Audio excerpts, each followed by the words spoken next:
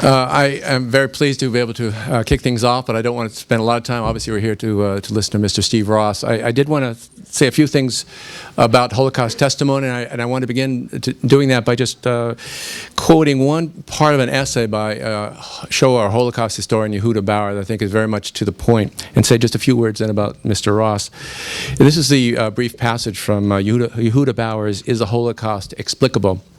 He writes, "The historian's art is, after all, limited, and the writer, the poet, the artist, the dramatist, the musician, the psychologist, and for the religious among us, the theologian, have to be asked to add their insights to enable the historian to probe deeper into that darkness that is the Shoah or the Holocaust.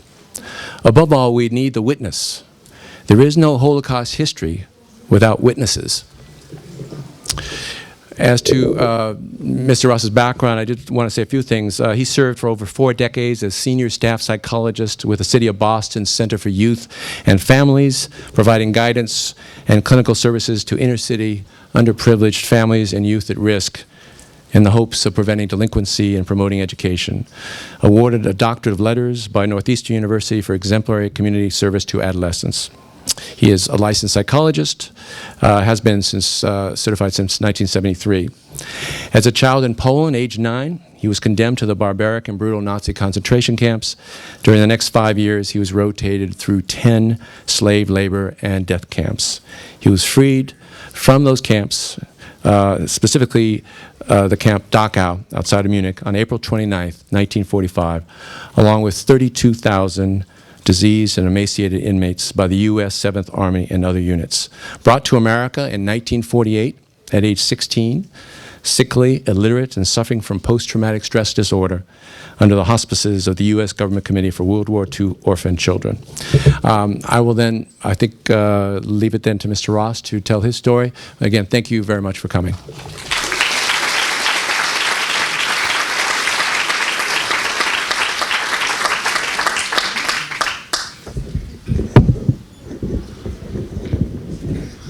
I'm very happy to be here. Students, ladies and gentlemen, thank you all for coming and cramming yourself in here. And some of you who are there, try to get in and make yourself comfortable here. There, I'm so sorry that it isn't enough room. But you will hear me. I'll speak loud enough. And I'm hoping that someday they will build a bigger auditorium here. I have a piece of film. And I want you to see it before I go into some of the scenarios. I will have a book out, hopefully by the fall. You will learn a lot more about my sagas. It wasn't one saga. It was many sagas that I came from. I came from Gehenna, and I ended up in a wonderful, gracious, great country that I walk. My feet are walking on. I kiss the ground that I walk on. This is what America is all about. You have been born here, and you know it very little about America. When I came to the United States, I was learning about the heroes who made up this United States of America. I will ask you some questions, and those of you who will answer the question, I will give you a little pin to put on your lapel of a mother, father, and a child. I want you also to know that I lost my family. We were 8 children, and I survived with one brother, an older brother, who was completely debilitated, and I had to take care of him. He also took care of me. But I went through all kinds of medical experiments, and I went through some, I was involved in sexual activities. I was used for that purpose, and I managed to get out in one piece, and there was a man sitting with me for many years, and he said, you got to record your story. You got to record it, and you cannot let it fade away. The public has to know what the Germans did to people like you and others. You know, it wasn't only the Jews, it was gypsies, Jehovah's Witnesses, intellectuals, and there were many other Christians, 5 million Christians who died, priests who spoke out. They were in the camp with me at the Dachau. Dachau was the first camp built in 1933. I was there only for 7 months, but I was in 9 other camps. We're making up 5 bitter years of my experience that I had to endure, and I show you a little bit. I can't tell you everything, but I show you a little bit, and you will make things, put things together. But the first thing I would like you to see is the unsolved mysteries, a little piece, about 15 minutes, and I'd like the other people to come in and sit down right here, maybe in the front. And some of you people, you younger people, you could make it better right here in the front. And I'll show you some of the memorabilia that I managed to hide, and there was a little gadget that you measure, a German.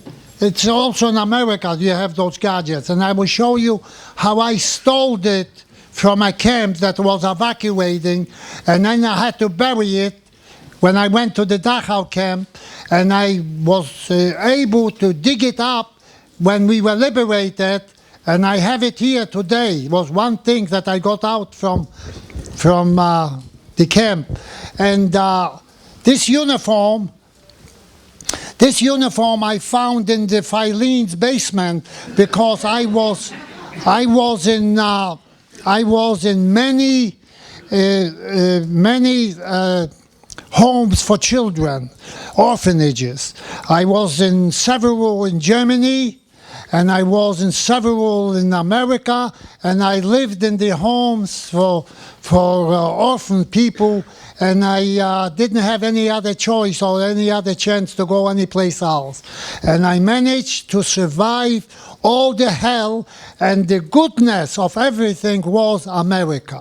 America, the greatest nation that we never knew, we never knew how we should appreciate America. And when I came to the United States, we learned there were such great heroes in America way before when America became a country. And this country is so precious. If this country wouldn't have been available, none of us would have survived. And who knows how many of you would have eaten sausages, German sausages. And that is a true comment, that that's what Germany wanted to do, but they could never incorporate this wonderful country and the minds of the people. What freedom is, freedom is a subject that it is very difficult to describe and take it away from people. But you can do it. You can take it away from the people. So what I want to do, yes. Should we show the video now? Pardon? You want to show the video? Show the video? The movie? Yeah. We can start that out right away. Yeah, we can start it out right away. And I will talk to you again, but look at this thing here first.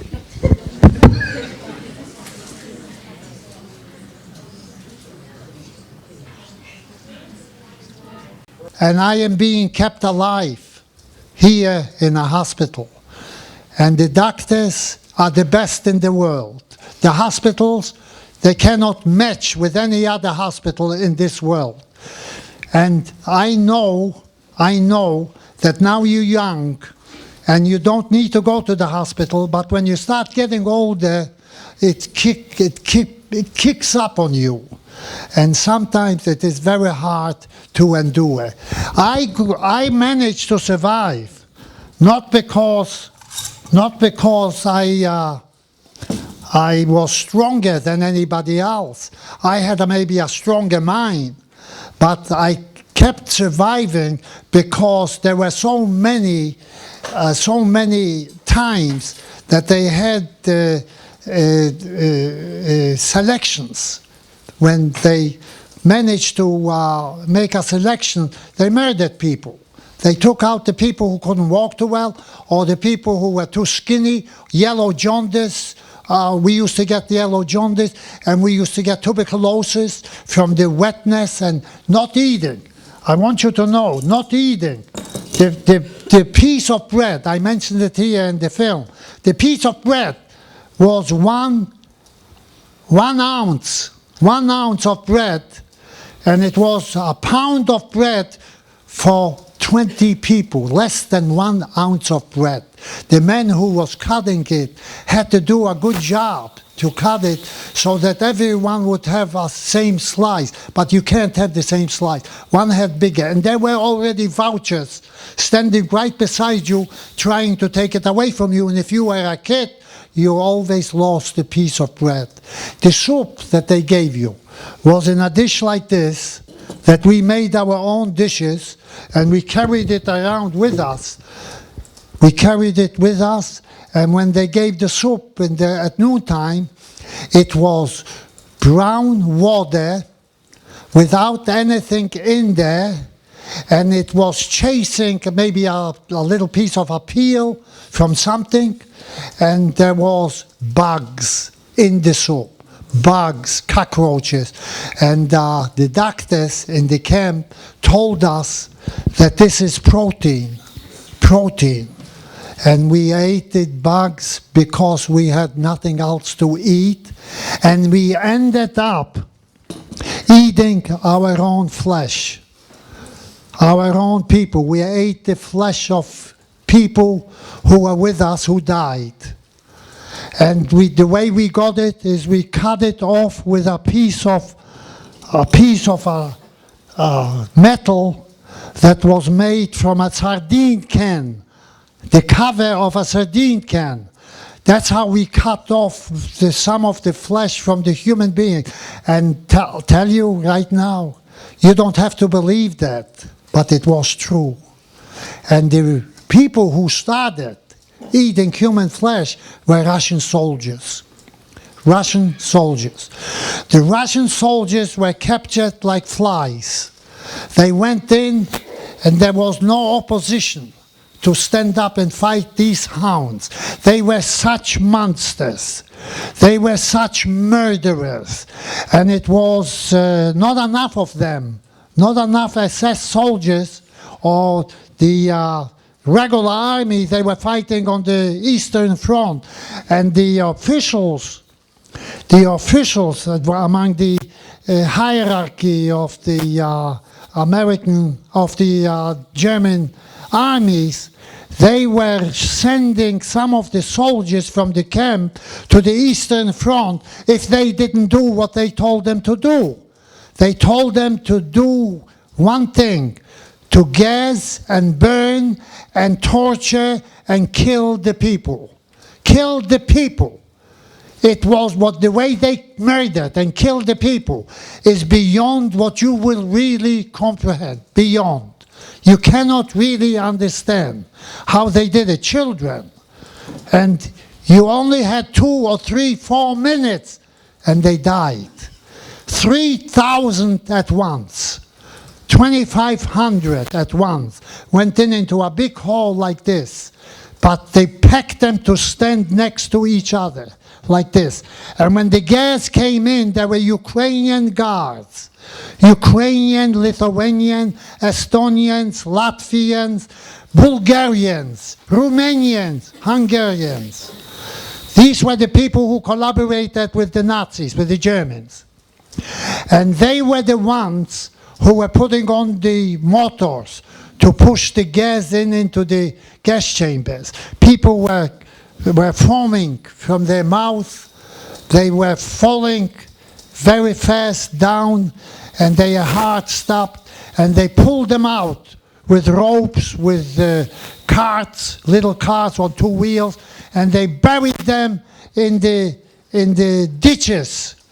Thousands and hundreds of thousands of these people, and they disappeared. And the Poles the Polish people, they were standing by, they saw what they were doing, and they didn't do a damn thing about it, because they wanted to get rid of the Jews too.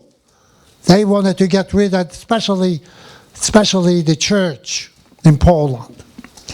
They were calling us, we were the Christ killers. We had no way to clear ourselves. Our leaders were saying that we are the chosen people to God and that we are better off than anybody else. But it didn't mean anything, because we didn't trust our own leaders. There were no country. We didn't have a country. We didn't have any true people, leadership. They all wanted some money from us, some money. And we didn't have the money. We were very poor. My father couldn't make a living for us. We lived in such terrible conditions. We had the books that I'm putting together, I am telling the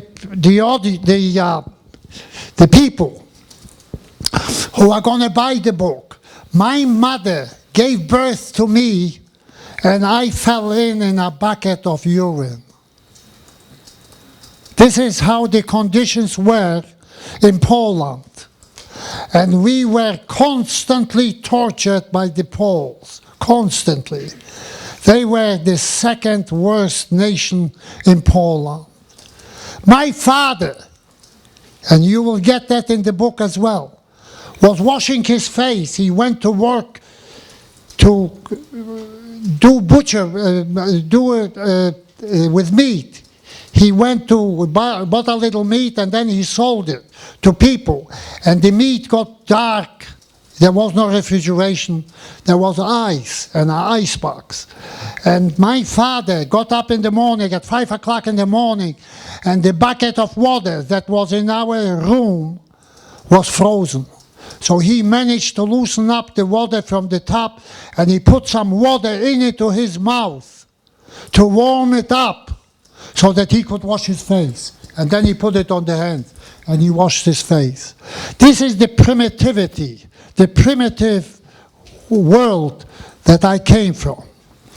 I was hiding at a selection in my first camp, and I managed to get into an outhouse, into the feces, until my neck. And they made a selection. They killed 105 children. I was the sixth one, and I managed to get away.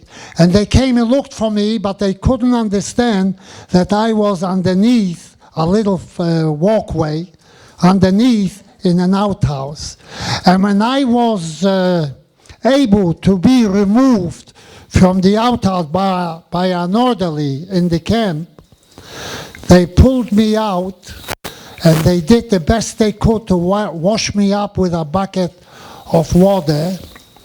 And then my brother, I had an older brother who went to work, and he already knew that I was dead, because when they went to work, they were shooting the children. And I was not dead, I was in the outhouse. So when I came out, I smelled terribly. And these people who pulled me out, 2 people, they washed me up as best as they could and gave me some clothes from people who were murdered this morning. When we went out, there was a commandant in the camp by the name of Felix, and he changed his name Felix to Fikes. Fikes. He has been well documented in the historical annuals where they know who Fikes was. Fikes had 2 children and a wife. He was working for the German army, for the Germans.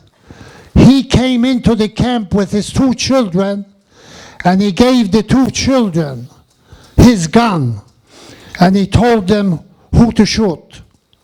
And the boys, the 2 children, the boys were walking next to, I think it was 1 girl and 1 boy, and the boy was walking next to him. He said, "Daddy, which one?" And I heard them because I was hiding in a barrack, in one of the barracks. And he said, this man here. So he shot him in Czechoslovakian, they were talking. Czech. Czech is similar to Polish. I could understand some of it. And when I managed to be pulled out from the cesspool, I waited a little while in a barrack. I was white like chalk. That's how I lived, white like chalk, almost dead. So I waited for, and I heard the brigade of 2,500 men were coming back from the factory to the camp. They were singing. The guards made them sing because they were living such a wonderful life. And they were fed well, so they were singing. So I went out from the barrack that I was hiding in after they changed my clothes. And I was waiting for my brother. So my brother, he was beaten plenty of times as well, and he lost his mind. He became completely unable to cope with his situation. So when we were liberated, I took care of my brother the best way I knew how. But I was able to touch my brother, and my brother saw me and he said, where have you been, Shmulek? I said, can you clean me up? Can you wash me? He said, yes, I can. But there was no water, because the water was put on in the morning at 4:30 in the morning. They put on the water, and most of the faucet, there was a barrack with faucet where you could go and wash yourself. There were 6,000 people in the camp. So you were able to go to the faucet and grab a little water. When you went to grab a little water, you were risking your life, because the Ukrainian guards were standing inside to catch children, to do a job for them, a sexual job for them. They molested you. And that's what it ended up when you went into the water to get some water. So the water was opened up at 4:30 in the morning. And you had to go and grab a little water for you to drink. So there was no water. And then when you went to work, they shut off the water. So there was no water. And when you came home, they put it on. After 6 o'clock, they put it on for half an hour. So there was no water to wash me up. So my brother was using the bucket of urine. And he washed me with a bucket of urine. So the smell of feces would go away from my system. And I'm still smelling the feces and the urine today. And when I was married and I had a couple of children, and I was controlling the water, I wasn't... It's hard to bring it to the surface. I was trying to tell them, when they make a city, not to flush the toilet. Because I didn't have any water. So I thought this is one way of saving the water. I am not like this, of course, today, but I still save water. Food, I hoard. I go and buy a lot of food, and I hoard it so that we will never have a problem with food, because food is so precious, food. And when you don't have it, you realize you sold yourself sexually in the ghettos and in the camps to police, Jewish police, or German soldiers for a piece of bread. A woman sold herself sexually. And this went on for many years, but I wanted you to get a feel of the Commandant Fikes. When the war was over, he was able to go back to Czechoslovakia and resume his world as though he was doing some good in World War II. But he murdered hundreds of thousands of people, not in one camp, but in many camps. This is how it went on, and you never were able to stop it. When we were moving from one camp to the other, there were people, some people who predicted that we won't last much longer, because what happened is that they followed us and they wanted us to die. And when we went from one place to the other, some of us died without any notice. They sat down on his knees and they fell down and they were dead, because instant massive heart attacks. And from not eating, they had all kinds of diseases. I had tuberculosis myself as well. And when I came, I couldn't come to the United States, I want you to know, because they do x-rays to the people who want to come to the United States to check them out if they are well. Some of us were not well, and I knew that I was not well because I was coughing blood. So there was a boy in an orphanage with me. I'm jumping from one place to the other because I want to tell you just some pieces, because I won't be able to tell you everything. So this boy looked a little bit like me. He lost his mother and two sisters. They were in hiding. He came from Lithuania. So he went, and he was Shmulek Rosenthal. And he went to the American consulate. And today, when I speak to immigrants, I know the man who is in charge of immigration department, immigration naturalization department in Boston, and he is such a loving man. And I tell him the story, and he says, this was war. This was at a time where you couldn't control anything of that nature. So this boy was able to have a x-ray, and he was me and I was him, and I was able to come to the United States and on a ship, and our destination was New York. And in New York, I bring it back to you, and it's such an excitement. We thought we were in a circus. We saw yellow cars following one another. It was actually the taxis with the little lights in the back and the little lights in the front. You know, it was very difficult to be in those shoes. Very difficult. And there were American sailors on the ship. It was a transport ship that was going from New York to Europe, Bremerhaven, and they were transporting soldiers back to the United States. I want to tell you that it is very hard, very cumbersome to talk about it, because I talk about it all the time, how these men and women, what they have done to win that war.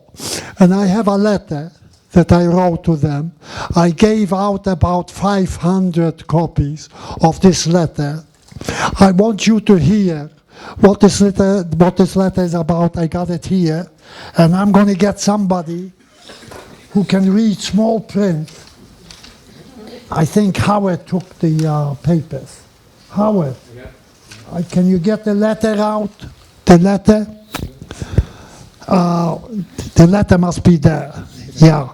So we can get somebody from you people. Come down here. Maybe you will read it. You go ahead, Howard. You read well. You read well. I don't think I have it. So no? It's still in the collection. I don't think I have, or may I have it here? So take a look. So tell me when we find it. Yeah, here it is. Yeah, here it is. Is there a part that you want to read? You want me to read? I want you to read it, yes. The whole thing? Because I got to put on the glasses, and it is double. I see double. So please, I want you to hold this. You want me to read the whole letter? Yeah, please. Dear Warren, I was born in Poland in 1931, the youngest of 8 children. Incarcerated in 1940, liberated in 1945 from Dachau, came to America as an orphan in 1948. A few years ago, I completed a speaking engagement at the reunion of the 191st Tank Battalion in Louisville, Kentucky. Being there with these men, who are so closely connected to my past, rekindled the very strong feelings I have for the American soldier. This great group of veterans granted me the privilege of becoming a member of their association. I would like to express appreciation and gratitude to the men of the 45th and 42nd Infantry Divisions of the U.S. 7th Army and the 191st Tank Battalion for your valiant effort leading to the liberation of the Dachau death camp, April 29th, 1945, and other slave labor camps.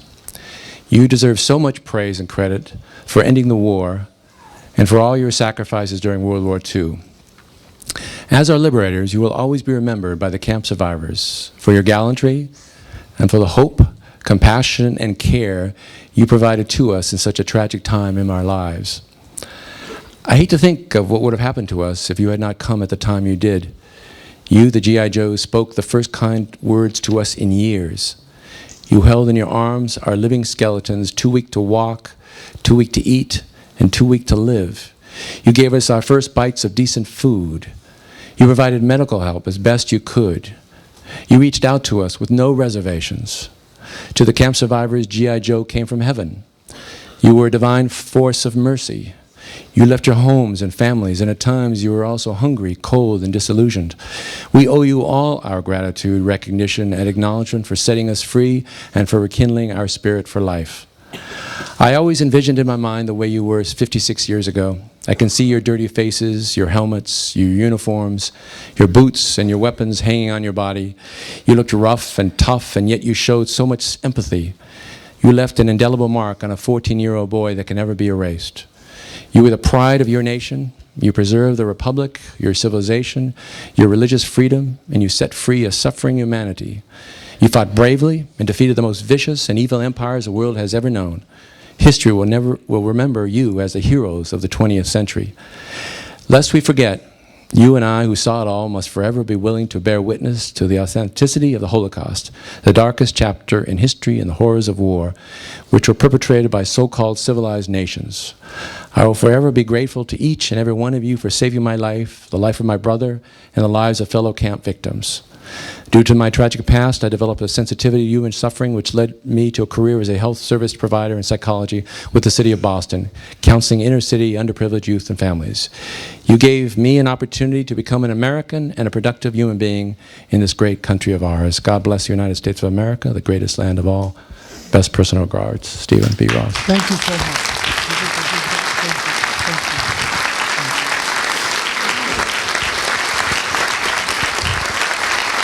Thank you, Howard, very, very much.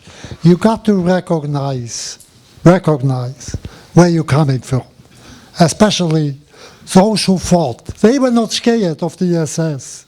The SS was strong because they dealt with people without guns, naked. We were all naked. And that's the way they pushed us into the gas chambers. And we had no way to get out. There was no one outside to looking after us. This is the way it was. And I remember my mother and father. Imagine if it happens to you, the mother and father, what you would do. You can't do anything. You can't do anything. You have to live with it, and it's very painful. Very, very painful. I lived with it, my children lived with it, and my wife is the best listener. She is listening to me, and she said that I shouldn't get too anxious here or too nervous because I'm going to have trouble with my ticket. And I don't want to have any trouble with my ticket, so I try to do the best I possibly can. But I want you to know that whatever I contributed to America, to a better life in America, whatever I have contributed, I never gave them enough. I never steal or didn't pay my taxes or whatever. I never did any of that kind. What I did is I tried to help innocent souls, the kids in America. And I also tried to prove to them that I was a Jew, a Christ killer. But yet, I have sympathy and I have empathy, and I feel that we are all the same people. We had nothing to do with religion. And the priests whom I met in the Dachau camp, 2,800 of them. Did you ever see the memorial, the Holocaust memorial in back of City Hall in Boston? I am inviting you to come on the 1st of May. We will give out a couple of chapters there of my book at the memorial on the 1st of May, 10 o'clock in the morning. You will see me there. I'd like you to come and to see what we're doing in that memorial. That memorial would have never been built if it wouldn't have been for Mayor Ray Flynn, an Irishman. And there was another Irishman, Joe Moakley, who gave us $1 million to build the memorial. And there was another Irishman by the name of Tom Flatley. You may know some of the Irish people suffered. They suffered, and they know what suffering is all about. And Tom Flatley built a memorial in the corner of School and Washington Street, downtown Boston. I want you to know that if it wouldn't have been for Ray Flynn, and I wouldn't work for the city, I wouldn't have known enough people at the city. I knew a lot of people who stood up with me so that the Jews could get a memorial. All murdered the Jews. But it's all on record. They're going to suffer forever. Forever. And the Russians, how many Russians, I will give you a pin if you guess. How many Russians died in World War II? 25 million. How many did she say? 25 million. What did you say? 25 million. 20,000. No, 25 million. She said 25 million. 25 million, okay. What did you gonna say? Are you of the same opinion? No, 30. 30 million. Anyone else? 20 million. Oh, well, we know it already, 30 million. And well, how many people died in World War II? Somebody here. Over 60 million. I'm going to give him two medals. I'm going to give you one medal. That's right, 60 million people died in World War II, and there were 30 million Russians, and there were Christians 5 million, and Jews 6 million, and there were Jehovah's Witnesses and gypsies, and homosexuals died. But I want you to know it is very hard to reiterate these figures, but they are all mentioned in the annals of history. They are all mentioned, and these people will never wash themselves free of the blood that they have shed. And I tell you one more thing, that the Russians will not give up the murder of 30 million people. They will come back at an appropriate time. An appropriate time. They will come back and they will take revenge on the German people. They are not through yet. And that will happen because that's the way the European people handle all these situations. The Ottoman Empire is coming back and murdered a lot of people in Yugoslavia. In Yugoslavia, they murdered some of the Muslims who were connected and some of the Serb people. But this is something that America stands together. We stand together. It was America who helped the Jewish people get a piece of land for a country. America stood beside us. America, Roman, sometimes I forget. It was President before Roosevelt's vice president. Truman. I wanted to say Truman and it says Roman. But that's what happens. That's what happens when you get older. Sometimes you forget the words. It was Truman. Truman, vice president, and then he became president. Who was the mensch? Is it time to stop? Open this up for questions. It's a You want to open question, open okay. for questions, but Okay. You can give the mic to the people who want to talk. Yeah, I will. You're going to bring over... Sure. I want to say one more thing here. Stay right here. The reason I am here is because of Dr. Rosfarb. Dr. Rosfarb has been my teacher when I was in a master's program at Boston University, and I went to his school, and he was teaching me how to be a counselor, how to counsel, how to maintain a position in psychology, how to not to fall apart, but to be stronger than my clients were. He did help me, and he maintained a vigilance over me, and I stand by him to be his friend, a brother, and he comes to our entertainment things, whatever. He knows my two children. My two children became attorneys, and Daddy and Mommy paid for them. But I want you to know it is so vital and important to help your children. You bring them into this world, and maybe you haven't been helped by your family, but you bring them into this world, and it is the only thing you can do to stay afloat. Today is a lot harder to pay. I didn't have 27 cents to buy a gallon of gas when I was in college. And I was washing cars on Sunday and on Saturday in Vermont. And the girl I went out with, she was spraying water to make $1 for a car.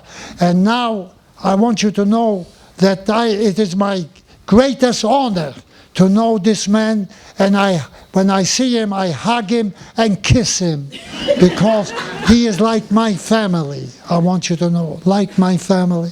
And I am very fortunate that I met these kinds of people. And I met some wonderful Christian people too, like Ray Flynn, who has been a wonderful man in my life, and who shared his mayorship with me, and I used to go and see him, and I was excited to talk to the mayor, and he was there to give us the piece of land. He said, I took my committee to him, and he said, go and look over the 5 sides, and then come back and tell me which one you want. This is the kind of a man he was. We want to change this whole thing here to question, because I can't tell you everything. So we're going to do the questions. We have another mic. Maybe we can get it out to you. Here's a man with a mic. Who has a question? Did you ever find that American soldier? I didn't find the American soldier because, I tell you why I didn't find them. I didn't find them. I haven't found them because, I tell you why. Because they came into the Dachau camp with their tanks, but they couldn't go into the camp because the camp was divided with rivers of water. You couldn't get in there by car even, but you had to walk in there through a little wooden bridge. So we couldn't. These people came, and they had to go around the circle over there. When you go to Dachau, if somebody has been there, you know what it looks like. And then they had to leave to go to Augsburg, Austria, to fight the war. He may have died, or he may have retired at that time and died naturally. We don't know. But the man who was really there, and the others, I saw some of them. Some of them were living in Boston, in the surrounding of Boston, and I kept in touch with them. But it's unbelievable people. They were out of this world. These type of people who saved the war. Any other question? I think there's one with microphone. Yes, can you hear me? Mr. Ross, first of all, I'd like to thank you for coming and speaking to us all. And my question is, in your opinion, are we still in danger? In other words, in your opinion, do you think any government can regress or degrade to the sort of state that, being all powerful as a government, as many governments are, to a state that we've seen in the past, say like Nazi Germany did? And kind of the second part of the question is, what, in your opinion, should we as citizens, what type of diligence should we exercise? What can we do to prevent something like this from ever happening again? I don't think that it will ever happen in America, number one. Number two, the Jews have a country now, and they are pretty well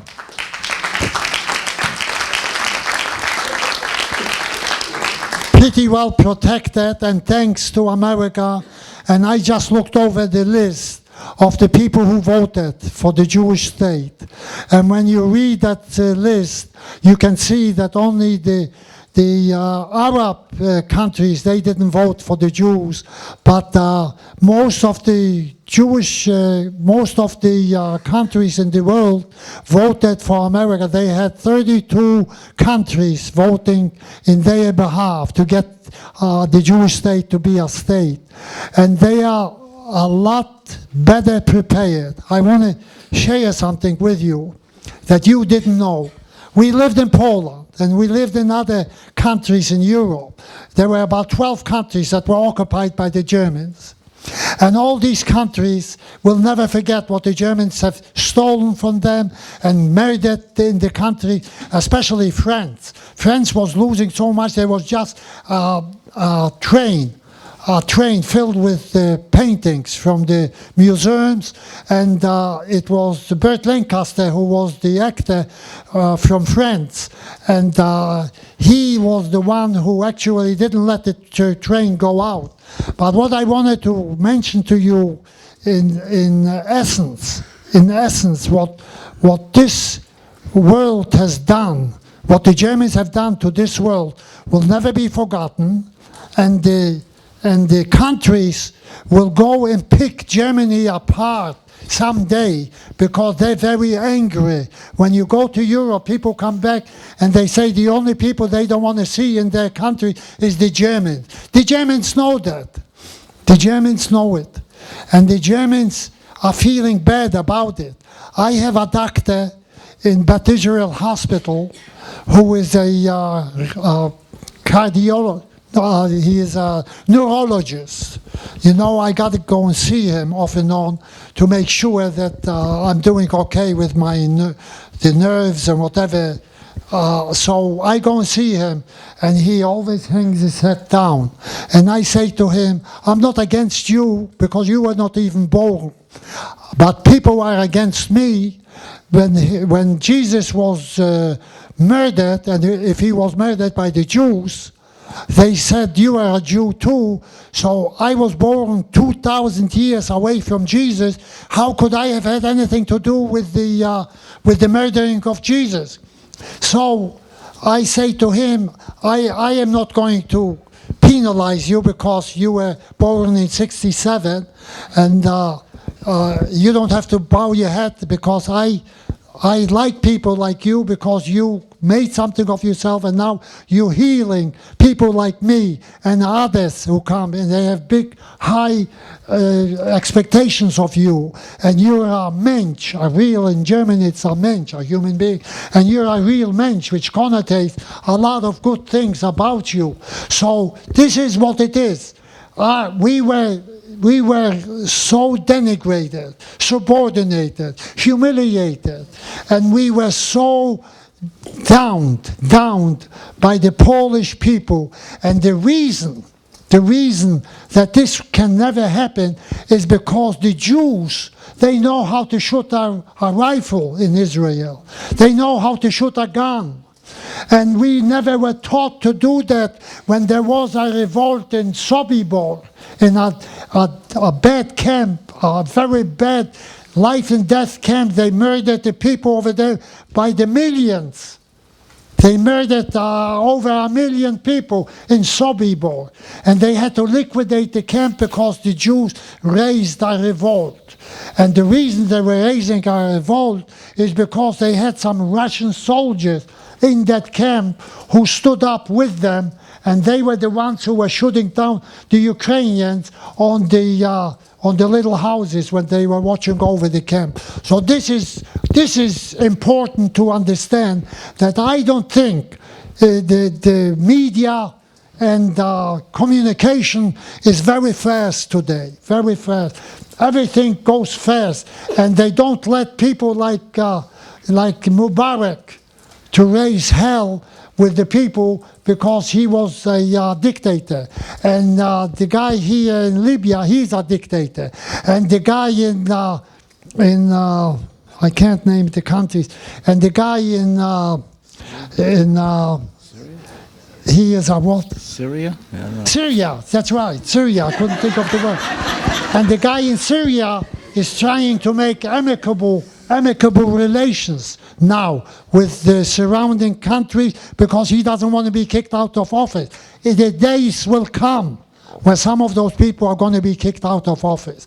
It has to come because human beings like you, thinking human beings, you can't take away the feelings of freedom, democracy. I don't like this, and I should have an opinion, and this is what happens. Another question, please, because I like to hear, and I'm going to give you a pin. Where is he? I give you a pin when it's over. I got some pins.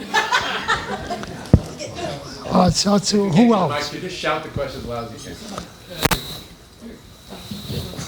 You said you have a book coming out in the fall. What's the title of that going to be? What's the title of the book that's coming out? Oh, that's a good question. A very good question. The title of the book is going to be my number, 147, 127. This is going to be the title of the book, and in the background, you're going to see the camps that are, it is imaginary, the camps are going to be behind the number. But it is the number that the writer suggested will be mentioned in the book, the number. I want you to know, yeah. Tell them the number. The number is right here, 140. So the number is right here, and I have the number. I have the number on my hand too. I have the number on my hand too, and it was done in Auschwitz. It was done in Auschwitz. The number was done in Auschwitz. And we want I have a grandson, my daughter. She was very sick. She had cancer. Now my wife has cancer. So the little boy is going to hold his hand next to mine, and they're going to take a picture of my number so it will go into their book. They want this to happen. But I want you to know, I want you to really think about it. I want you to know how fortunate you are. Fortunate. When you go home, kiss your parents, no matter how old you are. Kiss them, cherish them, respect them. Make them live as long as you possibly can. Blood. It's blood. You know how fortunate you are to have relatives. You know how tough it's going to be for you when you lose them. You cannot make sense out of it. We are not living long enough. I said it before. We don't live long enough. But in America, you live long enough because the doctors are committed to you people, to us people, to make sure that we live longer. Because the world is so old. When you hear about 3 million years, these little fish were coming out on this island here. 3 million years. And we only live now 80, 85, 90. Leo Simonetti died, he was 85. His brother Paul is living now, he's 10 years older, and he is 95, and we had a nice birthday for him. When you go home, don't forget, America, this is your country. It belongs to all of us. This is why we are so fortunate. Sing the song, life, liberty, and the pursuit of happiness. Where do you get that? Life, liberty, and the pursuit of happiness. I speak to immigrants, and they are so fortunate to come here, and some of them tell me that they came on crates with machines in there, and they defecated and they urinated for 10, sometimes 12 days, and yet they are so grateful to come to America, and they are illegal immigrants. And you know how many illegals are living here, and I don't blame them, because in this country, it is such a country that we could probably consume all these people to live here and to do taxes and to pay for their living here. And we are very, very fortunate to have a country like this where we come to with peace, tranquility. Don't say anything to some of those people. It is true, it is said that they have to come in. 50 million are illegal immigrants now in America. 50 million. I spoke to the man who is connected with the Immigration Naturalization Department, and I speak to the people who are coming in here, and I explained to them how grateful they said, we know it already. We know it already how we are received here. The human beings. Everyone is trying to do something for us. This is what they say. And I know that. And the people in America, this is what they do best, is to help one another. And there is nothing else to really do except to help the immigrants and to help your own people in your community and to shake hands with some of the soldiers. And when it comes to Christmas, a day of Thanksgiving, go there and play a little trumpet, or just go there and bring a few candies and say, we are here because we love you and we care for what you have done for all of us. I am a veteran. I have also been in the United States Army during the Korean War. And I go to some of these people and I tell them, and they hug me and they shake hands with me, you are one of us and you protect freedom. And this is so vital to all of us, that we are in unison, we protecting freedom. And I was able to build a memorial, how fortunate I was. Only in America, $5 million it cost us, only in America.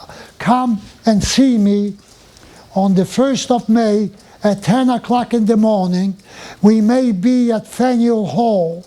And if you wanted to get into Faneuil Hall, of course we are guarded, you will call Steve Ross. I will be there to make sure we take you all in. I want you to come. I want you to share from the horror, from all of the horror. I brought some dignity and some peace and tranquility to a lot of young people and older people, and I managed to be a part of some of those people because they were so poor and they were going out in many ways to harass or to make trouble within the communities. But they were good kids, and we got some of those kids into the book to tell you how much we had to invest and how much we had to earn their support and making sure that they became a part. They became a part of us, of all of us. Another question. A couple questions over here. Maybe you could shout it, or I can shout it. I want to know if you have ever been back to any of the camps. Have you ever been back to any of the camps? I've been back. I want you to know. I've been back in the time of the hurricane, the winter hurricane in 1989. I've been back with my wife, and I saw myself a picture over there of me. And I want you not to forget, I'll go on in a minute. I want you not to forget, when you leave, come by here and read some of these messages. Read some of these messages. And this is something here that was done we made a celebration of the liberators. They were our liberators, and we called them all together with their wives, and we didn't take any money from them. We wanted them to come and share with us themselves, because they were the ones who actually saved our world, saved our lives, and they were not made up of marshmallows or chocolates like the Germans used to say. They died. Some of them were shot down and we were there.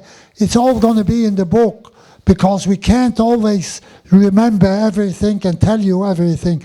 But I am very grateful that I came to America, and the happiest person in the world to know the American people, because there is so much that we can talk about and learn about, and never tell the whole story. But you can look in books and get those stories. And I want to wish you, with all my heart and soul, I want to wish you happiness. Have we got another question? One more question. There's a book written by another survivor called I Refuse to Die. What kept you going? There's another book with the title, I Refuse to Die. Oh, yeah. What kept you going? It's a good question, and thank you so much. I tell you, what kept me going was my mother. My mother used to say, I will survive, and that I will be someday a great man, and that I will bring joy and happiness to some wife and some other people. That's what she said. She saw it in me. Maybe every mother speaks about this, but the way I see it, I was very much attached. I was the last boy. And my mother used to cry when I cried. She cried with me. I was the last one to be born. And the way she loved me, and the way I was born, I pointed out to you before, it is hard to manage and hard to understand what a mother is and what a father is. How my father tickled me to laugh. He had a little goatee, and he said to my brother, and he wouldn't tell me. He wouldn't tell me because they were scared if the Germans come into our house and they start questioning my parents, and then they start questioning me, I will give away the secrets. My father said to my brother, Harry, his name was Herschel, Harry, he said, I want to give you my watch. And the watch was making a noise. It ringed 1, 2, 3, 4, 5, 6, 7, the 12 times, banging. And my father said, I want you to have the watch. My brother said, no, I don't want the watch. This is yours. You got to keep it. And my father said, where I am going, I won't need a watch. So they didn't want to tell me. And he also opened up the wall in our apartment. And he put in some of the light, the candle lighters that we used for Friday night, to put on the lights, the candle lights to God, that we were praying to God. So he hid it in the wall, and my brother knew where it was, but he got so badly beaten that he said to me that they moved his brains. His brains were moved around, so he can't remember. So when I met him, I was in a farm, a Polish farm, for a while. But then they were scared, so vehemently scared, that they will all be shot if I am found in the farm. I couldn't speak Polish, and I couldn't speak any other language. The only one I could speak was Yiddish. And if they brought the Germans, and I couldn't speak Polish, and I was circumcised.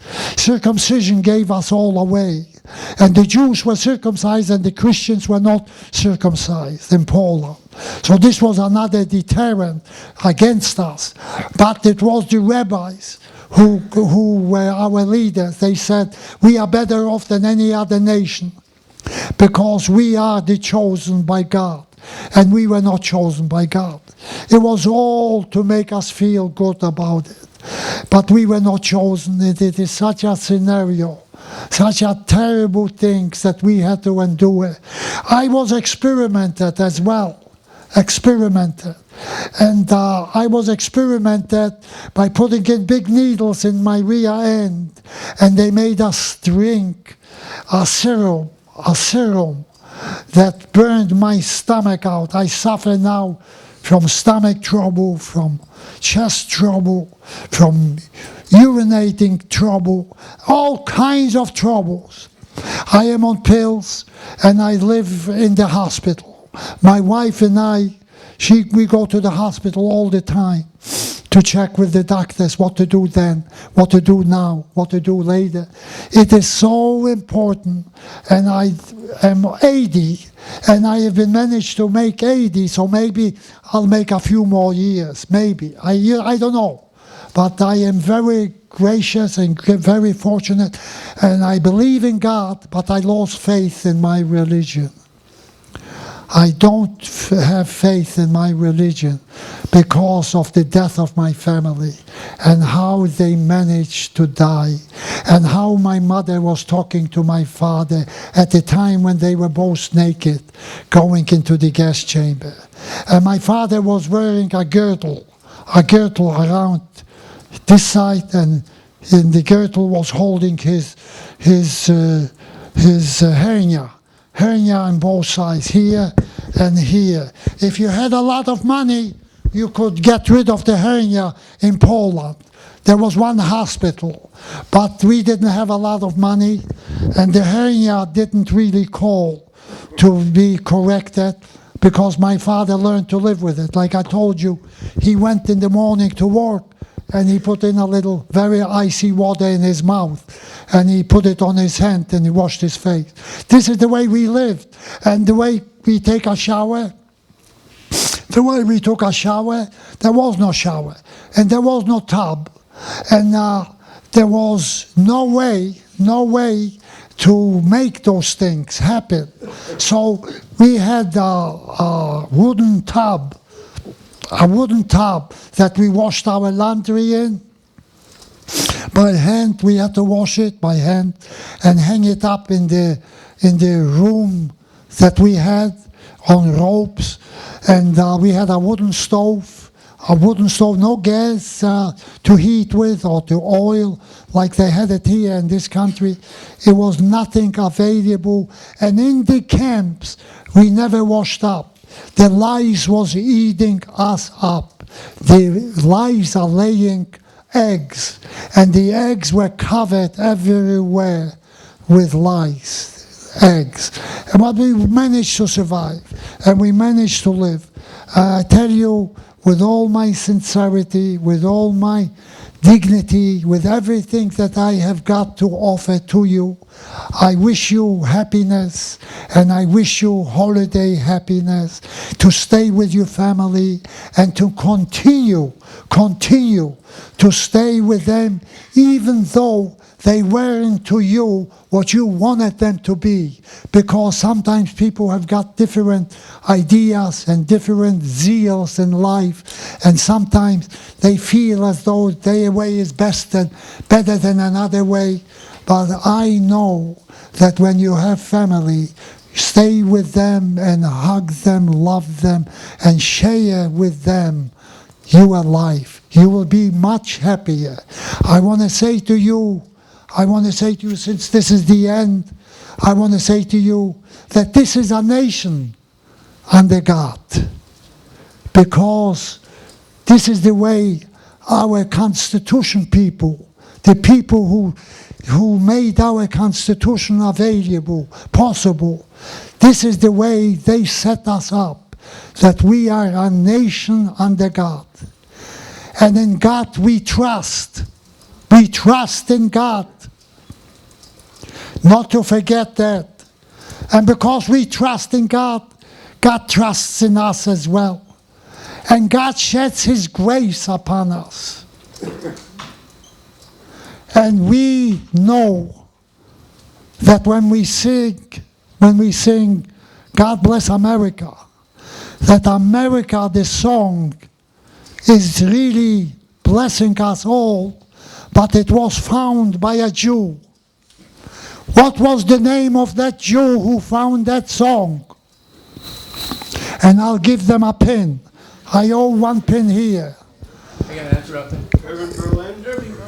What did he say? That's exactly it. I want to give you a little pin. I want to give, and this I want you to know is the kind of a country that we have to kiss the ground that we walk on. Irving Berlin lived to be 102 years old, and he brought so much joy and happiness with that song, God Bless America, the greatest song in the world ever written. And he also wrote another one. He wrote White Christmas. White Christmas. God bless America.